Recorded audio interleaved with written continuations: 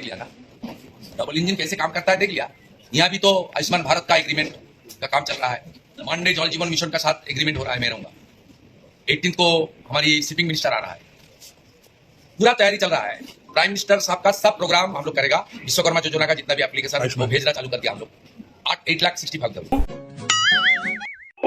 Boy out थोड़ा सा इनका नारा देके आया था, अभी 24 घंटा नहीं हुआ है, कम से कम 300 से 400 पार्टी ऑफिस तोड़े गए। कम से कम 150 ऐसे कैंडिडेट्स हैं हमारे जिनके घर के अंदर घुस के हमला चलाया गया है, जिनके नीचे गराज में या पार्टी ऑफिस में एकदम घुस के तोड़फोड़ मचाया गया। तो ये है बीजेपी का, भाजपा का भरोसा का मॉडल।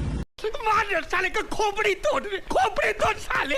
उजाला की 3 जितना भी पेंडिंग एप्लीकेशन है वो भी भेजना चालू कर, सब पूरा। दिलीप दा में हमारी पंचायत मिनिस्टर है, ग्राम विकास, आज बात हो गया है जून का पहले से 100 दिन का काम चालू करने के लिए।